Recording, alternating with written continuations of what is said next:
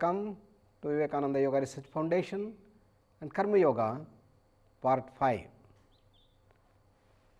So far we have seen that Karma Yoga starts off with shattering of tamas, channelizing of rajas and promoting sattva. Even while performing action with a sattva level, that is the first phase of growth in Karma Yoga, we may end up with conflicts, varieties and varieties of conflicts. Conflict between one ethics and another ethics, duty versus duty, duty versus ethics, and what is ethics, why duty, what is the meaning of life. All such conflict can shatter and bring great turmoil even for a person who is extremely good and doing good activities for himself, for the nation and so on. Unless we understand the 4 secrets that Krishna gives, you will not be able to resolve these conflicts, and that is what we have learnt in advanced Karma Yoga. Having looked at the 4 secrets, we will try to understand how these conflicts can be resolved.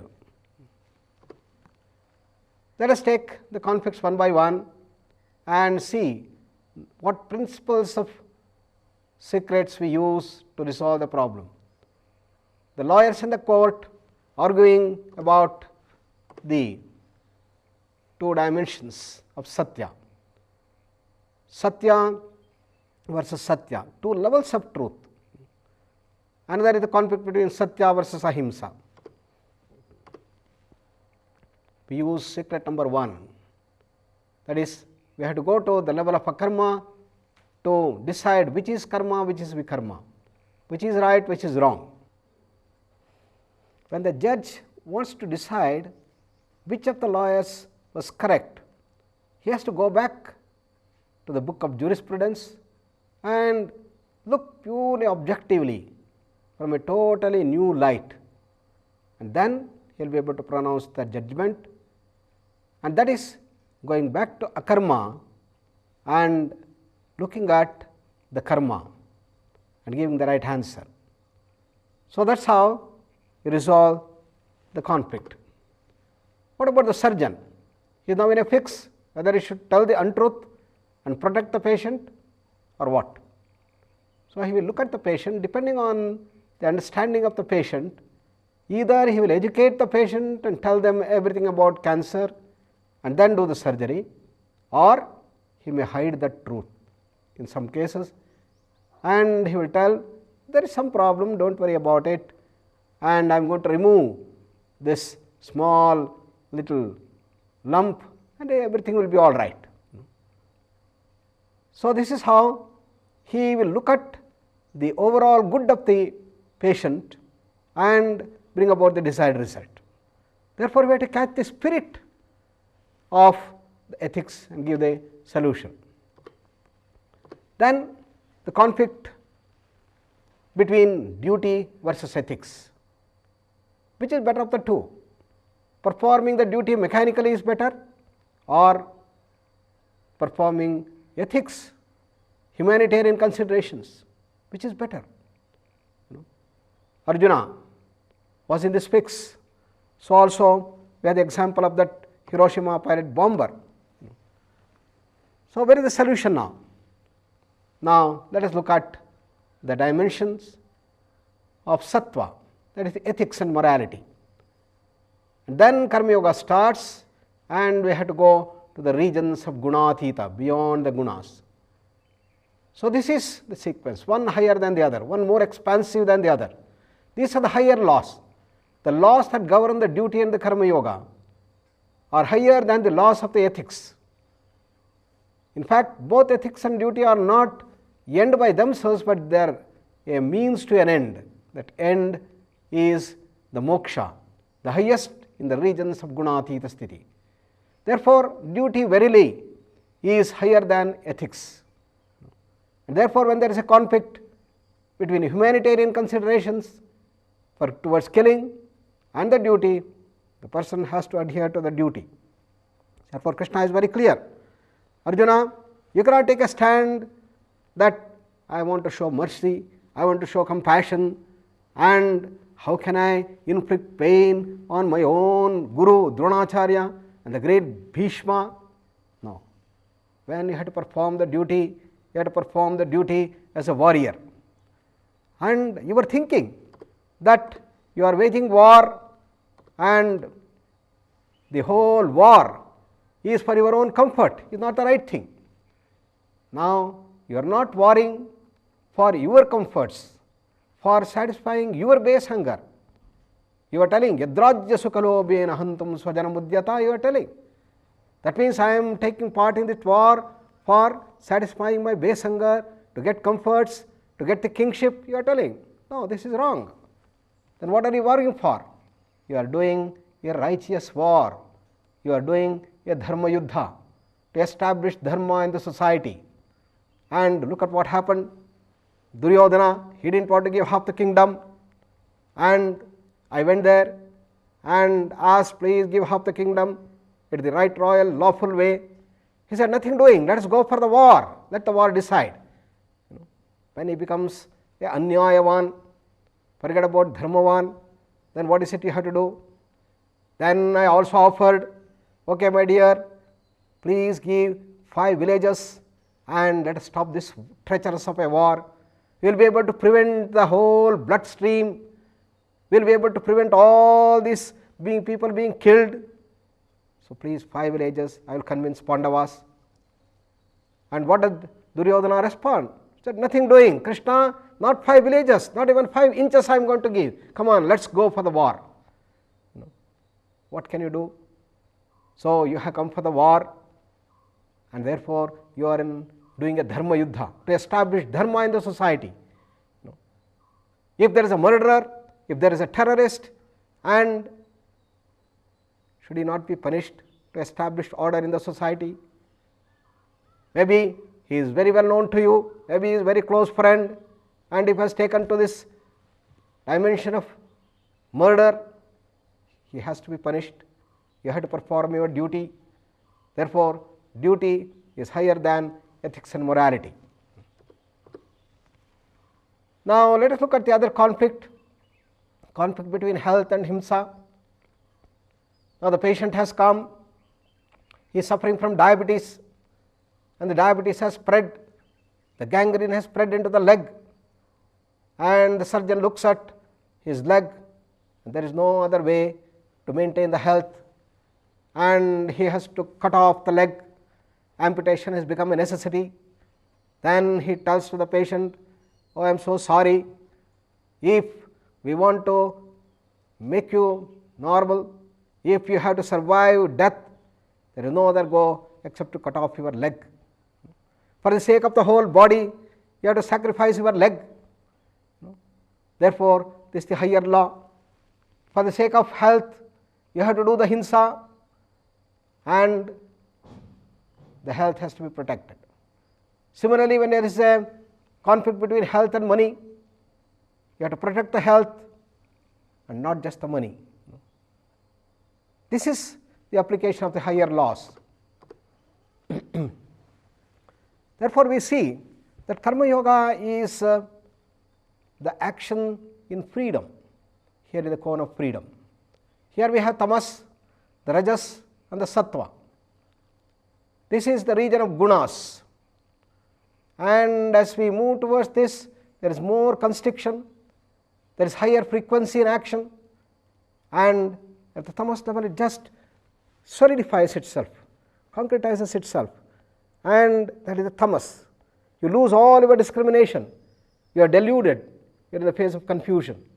But come back to the rajas, you get an awareness, and you start using your discrimination, you start using your freedom, but all that freedom and intelligence you use to become a rich man, a millionaire, a billionaire, to make your name and to get name and fame.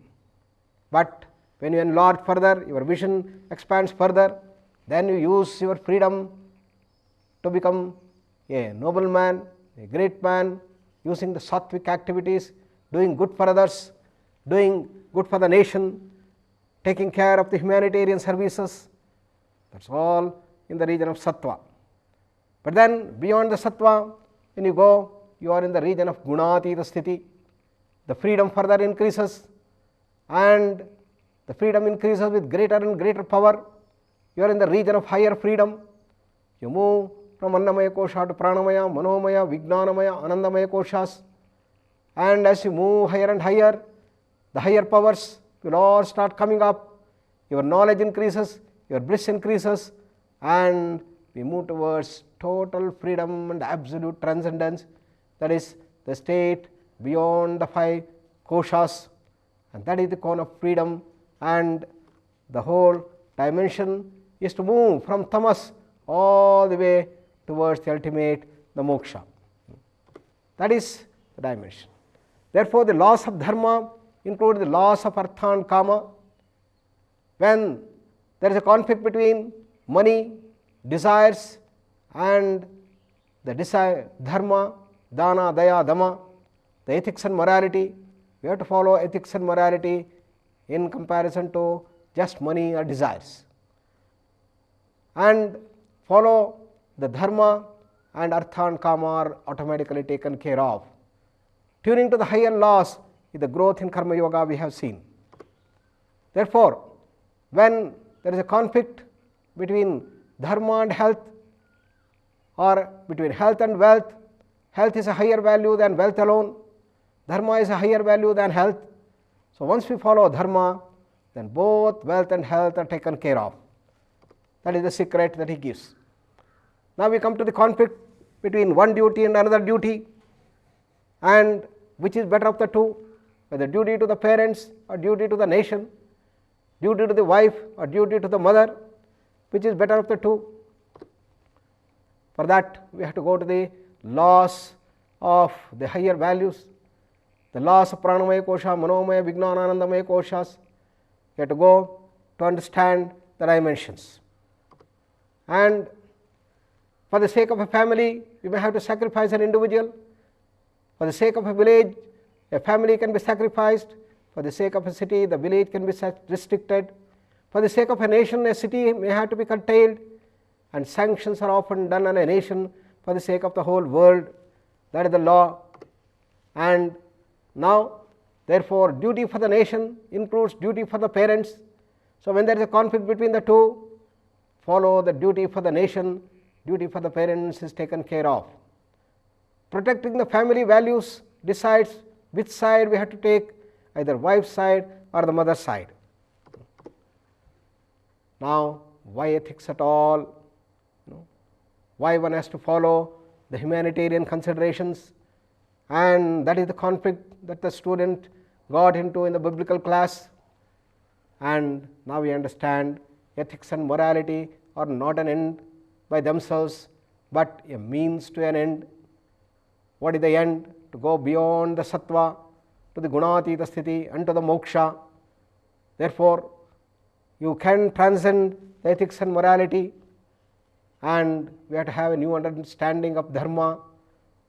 The new definition of dharma, which earlier was defined as sattva, ethics and morality, the new definition is all those acts which take us to silence, and all actions performed from silence become dharma. That is the solution. And therefore, why duty is not discipline against freedom? That's the next conflict that comes. And here we have to understand what is freedom and what is discipline. In fact, discipline leads to freedom, and freedom brings discipline. And what is that which we call as freedom? And is freedom inherently present in the duty, inherently present in the ethics? Though they appear to be full of discipline, there is the dimension of freedom there. Duty and ethics are only the means to the moksha and not an end by themselves. The end is moksha, the infinite bliss. That's what all of us have to reach. So now let us look at what is freedom. Freedom is not mere freedom of the senses. Freedom is gaining mastery. Now, what is our normal concept of freedom? I come late in the night to house, nobody should question me why I have come late. Nobody should ask me where I went, what I did, what the parents have business to ask me. I am a free bird because I believe in freedom. I am a free citizen of the nation. I can do anything that I want. In the encounter, what am I doing? I am hearing my senses interacting with the sense objects. I am becoming a slave to the emotions, and I am getting involved in the sense pleasures without understanding what really freedom is. I am becoming a bigger slave. Look at the slavery to the senses. Look at the slavery that is inherently present in our mind level. Morning till night, our mind goes on thinking and thinking and thinking. Not even a single moment the mind is silent. And is it not the biggest slavery that we have? And in this level, the freedom is already present. Look at the intellect. The intellect is also full of wrong knowledge. Ajnana predominates, and therefore even that is not a freedom. So yoga says freedom is mastery. Mastery over your senses, mastery over the mind, mastery over the intellect is freedom. Similarly, mastery over the body is freedom. So if you move towards this freedom, that is the real freedom. Therefore, what is to be done? You have to control and gain mastery over the senses. Gaining mastery over the body, it needs to be exercised. We have to do the asanas, we have to do the kriyas and several others to bring about the discipline of the body. And gaining discipline at the emotional level brings mastery. So discipline and mastery are almost synonyms. And therefore, discipline and freedom are not contrary to one another. Freedom involves mastery, it involves discipline. Therefore, when we perform the duty or when we follow certain ethics and morality, it brings us to the higher level of freedom. It brings greater mastery. Therefore, you will become happier and happier. Now, next question, why detachment at all? What happens to the world if all people detach? Can the world run? That is yet another question that often is put. So here is answer of Sri Krishna. Tasmadasaktas satatam karyam karma samacharam asakto hyacharan karma paramapnoti purushaha. Says, what is this concept of detachment? How to practice this? Detachment to tamas can be achieved by rajas promotion. You have to shatter the tamas. How are you going to shatter the tamas? By giving incentives, by bringing the rajasic dimension, the desire, the ego. Tell the person, come on, you have to work hard so that you can get a lot of money, you can have all the comforts, you can live a very enjoyable life. And why do you just stay here stooped in tamas? You have to inspire him, and lot of advertisement and mass media will change him towards action. And getting name and fame, all these things are part of rajas. Competition is part of rajas, and thereby you will be able to shatter the tamas. That is the first step. So detachment to tamas can be achieved by promotion of rajas. And then detachment to rajas, how do we achieve that? Detachment to artha and kama, the money and the desires, kamya karma, name and fame. How can you detach from that? You attach yourself to the next level, that is the dharma. So when you have the artha, share your wealth with other people, dana, daya, dama. Sharing with others, show love and compassion, sacrifice and service, and the dimension of dharma is adhered to. So channelize all the activities toward dharma, then automatically you detach from artha and kama. Tuning ourselves to the higher laws automatically drops off the lower laws. That is the concept of detachment. And then this leads us to the higher dimensions of dharma. The higher dimension of dharma is to understand the spirits of ethics. When we are following the ethics, we must also understand the spirit behind it and not simply adhere to ethics even though it is detrimental. Let me give you an example. There is a car that is going in the street and a fully loaded truck is behind it, and the fully loaded truck has started honking, indicating that his brake failure has occurred. So the car should not stop at the stop point, at the red light there, and if the car person says, no, I am going to adhere to the laws and I am going to stop my car come what may, the truck driver has no option but to come and hit, and there is going to be a big accident. If the car fellow understands the spirit of the ethics and crosses the red light and goes to a path of safety and allows the truck driver also to drive himself to safety, then he has really followed the ethics, he has really followed the spirit of the ethics and the law. Therefore, it is said that you have to go to the higher dimension of dharma when there is a conflict between ethics and ethics, when there is a conflict between ethics and duty, when there is a conflict between morality and ethics.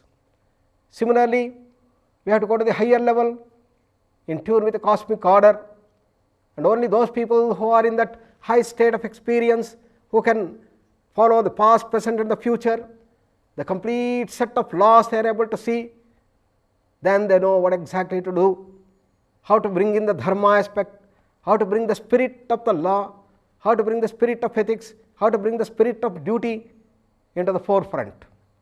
And in tune with the laws of these higher layers of mind or consciousness, we have to use the freedom all through within us to go higher and higher. These are the secrets that he talks about. Finally, the very meaning of life, as it happened to Sri Rama or happened to Buddha. And as all of us know, when Buddha was born, his astrologers told either he will become a big emperor or he will become a big mendicant, a sannyasi. Naturally, his father did not want him to become a sannyasi, and therefore he kept him in all comforts of the palace, never exposed him to the miseries of life, never did he know what is old age. And the king brought him up. Here was a young prince full of youthful cheers, and he married him and he begotten a wonderful child as well. Now the emperor thought that now everything is over, now he can become only an emperor and not a sannyasi. But look at what happened. The other day when the Buddha went and he started seeing the miseries of life, he started seeing the old age, he saw a man dead and he saw the people begging for alms. He was exposed to the miseries of life, and his inner craving to understand what is this dukkha, what is this death, simply took over him. He relinquished, he sacrificed his wife, the beloved wife and the fond child, and he simply went in search of reality, in search of truth, and become the biggest of the sannyasi. So when such things happen, what should we do? Karmajam buddhi yukta hi phalam tyaktva manishinaha janma bandha vinirmuktaha padam gacchantyanāmayam. Krishna is telling that getting at more and more happiness and to overcome the misery is the direction of our life.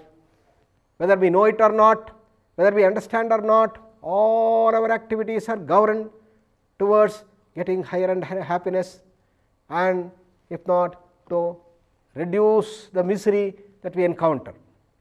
But what is that silence? What is that bliss? What is that happiness? We understand that they are linked. Happiness is silence. Happiness is akarma. And we have to move from karma to akarma. And Anandamaya Kosha has the highest bliss, is the highest level of akarma, and we have to tune ourselves to this highest bliss. And that is the thing that he is telling. So akarma goes on increasing more and more in Anandamaya Kosha, it is the highest akarma. bliss goes on increasing, it is the highest in Anandamaya Kosha. So when we want more and more bliss, we have to move towards Anandamaya Kosha. That is the direction of life, and that is the goal of life. So to transcend the lower koshas, that is overcoming the bondages and to overcome the dualities, that is the goal of life. And Swami Vivekananda said, each soul is potentially divine. The goal of life is to manifest that divinity within and see that we blossom with wonderful bliss, harmony, health, and grow continuously. Therefore, in the next verse, Krishna says, Apuryamanam achala pratishtham samudramapah pravishanti yadvat tadvat kamayam pravishanti sarve sashantimapnoti na kamakami. Here he has given an example of an ocean. The personality has grown so big as an ocean, and into the ocean move all the rivers with the highest of the floods, the river in torrents entering into the ocean, and the ocean never gets changed. Similarly, from the ocean in the peak summer, there is all the water going, evaporating up into the clouds, and still the level of the ocean never gets changed. The ocean never gets changed, and that is how a person in the highest level of Karma Yoga stays. His mind all the time is immersed in that all-pervasive silence, and he is in that immense bliss all the time. Therefore, any amount of desires or attractions will never make a mark, will never change him, and neither is he depressed nor is he excited about the Siddhi and the Asiddhi. Siddhi Asiddhyoho samaha bhutva. He is unperturbed, and such a person, when he leaves his body, he reaches the highest, and that highest state is the one that has been described as dimensions of consciousness, and that highest state is called moksha, and Patanjali calls that as swarupa sthiti, tada drashtuho swarupi avasthanam. That is the kaivalya. He isolates himself from all the bondages of the prakriti. He overcomes all the bondages of tamas, rajas and sattva. We are all made out of the three gunas, and that is the biggest bondage, and he overcomes the bondages and he goes into that swarupa, and that is called the kaivalya. While Buddha called it the nirvana, in search for the dukkha, he went and found out that dukkha is related to the mind, and the dukkha is caused by the desires, and it is from the desires we get the dukkha. Therefore, overcome the desires, overcome all the longings, the greed, the jealousy, the hate, and when we overcome these, then you are in a state of peace, you are in a state of nirvana, wherein you are not perturbed by any of the kama, you are not disturbed by any of the krodha, lobha, moha, mada, matsarya, the six enemies, the six emotions, and you are in the state of nirvana. And almost all the three hint at the complete merger that is beyond the three koshas, and that is the dimension of consciousness that has been talked about, and that is called the nirupadhika brahma, attributeless Brahman, the pure consciousness. It is a state of reality, it is a state of infinite existence, it is fullness here, it is not a shunya, it is the state of immense bliss, it is a state of highest knowledge, it is a state of total power, it is a state of complete knowledge, and this is the source of all creation. The whole world has come out of this nirupadhika Brahma, and that creation is known as sopadhika Brahma, that is consciousness with attributes. At the back of the whole creation, attributes, we have the pure consciousness which has no attributes whatsoever. In that sense, the sopadhika Brahma is very, very large but yet finite, and Brahma, Vishnu, Maheshwara, the trinities the creator, the sustainer and the destroyer, or the cosmic entities, cosmic potentia, which are responsible for all creation that go on in the whole creation, all that is sustained in the work of the Vishnu, and all that is getting destroyed is that of Shiva, and they are considered to be the highest karma yogis with the highest of the gnana, and they have all the powers, all the knowledge, and that is the state of immense perfection.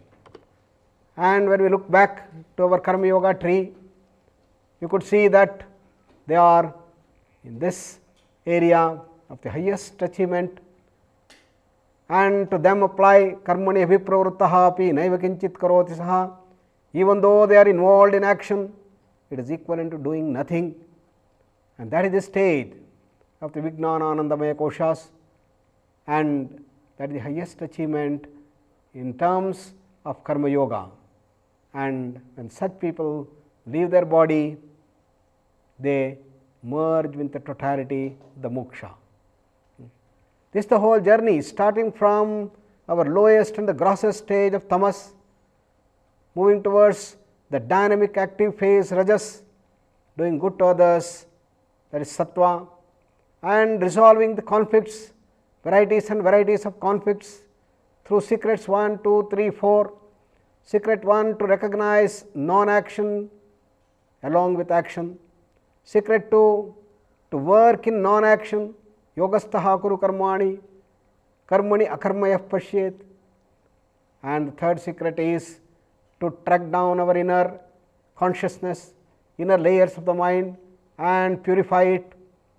Akarmani karmayah pashyet, one who sees action in non-action, in the so-called silence, in the so-called avyakta, all the negativities, all the imprints, all the samskaras, all the vasanas, all those chakras have all to be purified and become absolutely pure and selfless, totally in tune with the cosmic order.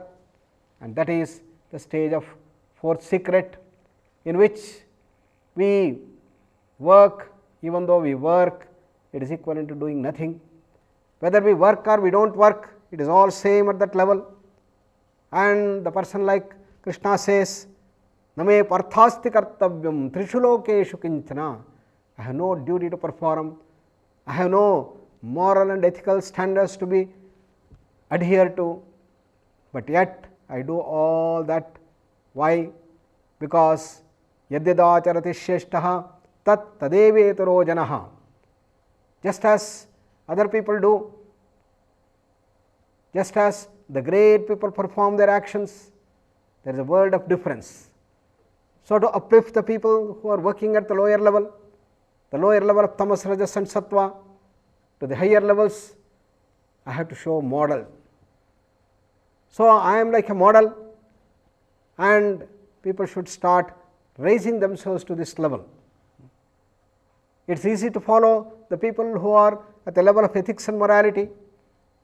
It is easy to follow Sri Rama, and that is the highest achievement that we normally can achieve. But then we have to go to the transcendental level, Gunatita Sthiti, and Krishna embodies this Gunatita transcendence, amoral position that is beyond the ethics, beyond the duty, yet absolutely following the spirit of ethics and duty, and that is the Ruta, the highest cosmic order. Therefore, it is equivalent to doing nothing. Supposing there is a huge and large number of billionaires, among them the richest of the billionaire may be a trillionaire. Supposing he loses $1,000, will it make a difference? Supposing he loses even $1 million, does it make a change in him? And that is the stage in which these people live. Therefore, adding $1 million or losing $1 million doesn't make an effect for a trillionaire. In the same way, these people doing work or not doing work makes no difference. Karmani abhipravruttaha api. For normal people, $1 million is a tremendously big amount. Similarly, the doing of the work of Brahma or Vishnu or Maheshwara is tremendously great. It is fantastic work, but for them it is so insignificant. In the vast infinite consciousness, a small little activity, a little focusing, and that is the act of creation, sustenance and destruction, and that is the level of highest masters, and that is the level these people reach in the fourth stage, and that is the highest. And when such people leave their body voluntarily, there is no bondage even at the time of death. They are not afraid of the death, they are not afraid of annihilation. The body may merge with the pranamaya kosha, may merge with the manomaya kosha, it may merge with the vijnanamaya kosha and anandamaya kosha, and ultimately they reach the ultimate, that pure consciousness, nirupadhika Brahma, that is the total merger called moksha. And in the Saguna highest level, Sopadika Brahma, there is the highest freedom, highest bliss, highest knowledge and power, and therefore these people are endowed with all these grandest of the qualities, grandest of the power, knowledge and bliss, and ultimately they merge with the moksha, the ultimate reality. Thus concludes the Karma Yoga discussion with the concluding lines from Bhagavad Gita. Om Tat Saditi Srimad Bhagavad Gitasu Upanishatsu Brahma Vidyayam Yoga Shastre Shri Krishna Arjuna Samvade Karma Yoga Shloka Sangraha. Om Tat Saditi. Om is the symbol of that ultimate reality. Tat is that, is pure existence, pure consciousness and pure bliss. That is subject matter contained in Srimad Bhagavad Gita. Bhagavad Gita is the song of the Lord, the song of Shri Krishna. And Upanishatsu is the sum and substance of all Upanishads. Whatever is contained in Upanishads is contained in Bhagavad Gita in a simplified, well compiled way. And what is subject matter? Brahma Vidya, that is the education related to the ultimate reality, the highest wisdom. And it is often said that Brahma Vidya is that Vidya by knowing which you know everything in the universe. Kintum Vignatam Sarvam Vignatam Bhavati. And that is the Brahma Vidya, and that is being fructified in the form of yoga. It is the Yoga Shastra, the science of yoga. And in this science of yoga, portrayed in the form of a conversation between the teacher and the taught, between Shri Krishna and Arjuna Samvade, conversation, Samvada is conversation, and Krishna and Arjuna, Krishna is the teacher, Arjuna is the disciple or the student. In that we have Karma Yoga Shloka Sangraha, that is the compilation of the verses of Karma Yoga, and that is the whole essence of the Karma Yoga that we have learnt. And what we have to do now is to incorporate that relaxation, the deep relaxation in all our actions.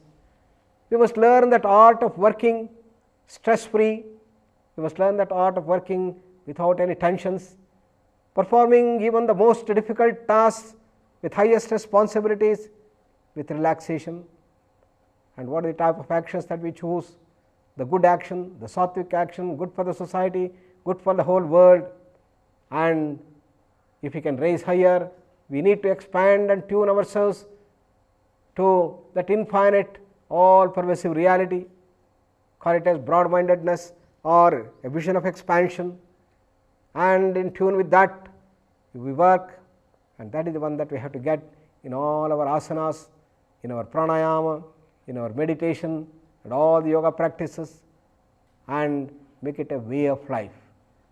And we have to learn that art of Karma Yoga and lead a very healthy, happy and purposeful life.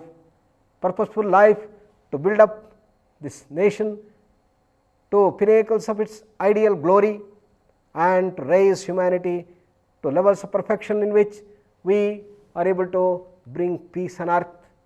With all the affluence and wealth and growth of science and technology, we have been accumulating more and more of wars, terrorism, and at a time when these things are on the ascent, this message of Karma Yoga has become more relevant than ever before. And let us offer our salutations to great Yoga Master Swami Vivekananda, who brought this wonderful wisdom to us in vivid terms. Swami Vivekananda. Namah Shri Atirajaya Vivekananda Suraye Satchit Sukha Swarupaya Swamine Tapaharine Tapaharine. We offer our salutations to that king among the yatis, king among the yoga personalities, and he is the bright, effulgent Vivekananda. Viveka is the wisdom, Ananda is the bliss, Suraye is the effulgent sun, and that is his name, Vivekananda Suri. To him we offer our salutations, and he is an embodiment of Sat, Chit and Sukha, existence, consciousness and bliss. He is an embodiment, that is his Swarupa. To that we offer our salutations, and he is the Swamine, he is the master, and he is Tapaharine, he is the remover of all dukkha, all miseries, all tensions, all stresses. Such great yoga master who professed Jnana Yoga, Karma Yoga, Raj Yoga and Bhakti Yoga, we offer our salutations in great humility, and let us later on sing the glory of the Karma Yoga in the 18 verses, which gives a compilation of all the Karma Yoga dimension. Thank you.